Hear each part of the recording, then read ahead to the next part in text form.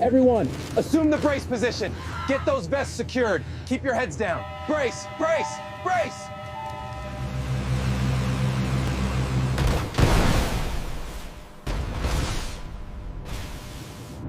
August 6th, 2005. A sun-drenched Saturday in the Mediterranean. Holidaymakers board Tunisair Express Flight 1153 in Bari, Italy, bound for Djerba, Tunisia. A routine charter flight, operated by Tuninter, carrying 35 passengers and 4 crew members. The aircraft, an ATR-72 turboprop, a reliable workhorse on regional routes.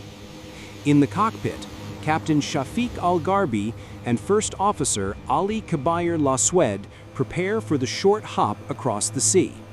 An experienced crew, familiar with the route. Takeoff is smooth, the climb uneventful. Below, the turquoise waters of the Mediterranean sparkle.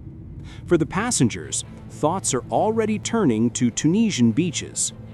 But high above the seemingly tranquil sea, a hidden problem is developing. Something unnoticed, stemming from maintenance performed the night before. An error, small yet critical, is about to turn this routine flight into a desperate fight for survival. Cruising at 23,000 feet, about 50 minutes into the flight, the first sign of trouble appears. The right engine's fuel flow indicator begins to fluctuate erratically before indicating 0. Moments later, the right engine flames out. Captain Gharbi takes control. An engine failure at cruise altitude is serious, but manageable. The ATR-72 is designed to fly safely on one engine. The crew begins the standard engine failure checklist, shutting down the failed right engine and feathering its propeller to reduce drag. They initiate a turn back towards Italy, diverting to Palermo Airport in Sicily. But as they descend, another alarming indication appears. The fuel quantity indicator, the gauge showing how much fuel is on board, is dropping rapidly, far faster than it should be, even with a single engine running. The crew faces a confusing, contradictory picture.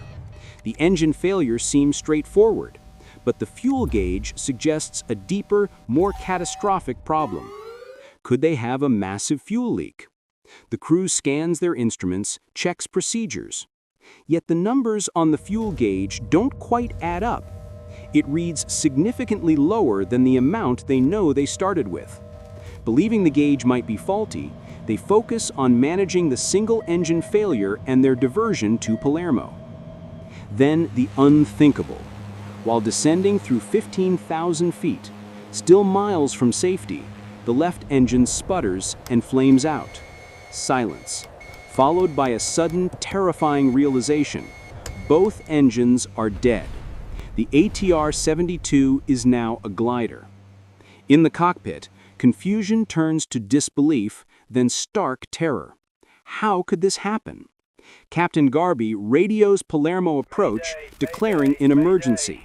Mayday, Mayday, Mayday, Tunisair 1153. We have lost both engines. Palermo is still too far. They are losing altitude rapidly. Below them, only the vast expanse of the Mediterranean Sea. The crew quickly grasps the horrifying truth.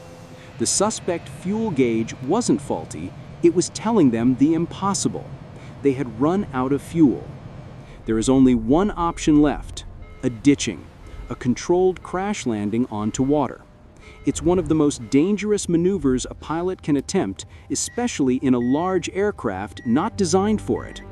Captain Gharbi prepares the aircraft and instructs the cabin crew. In the cabin, passengers hear the chilling announcement.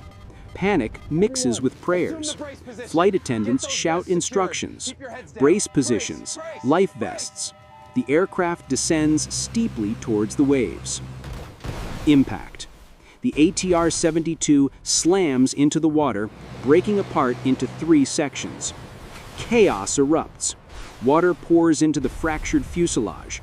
Passengers struggle in the dark, debris-filled cabin. But amidst the devastation, there is hope.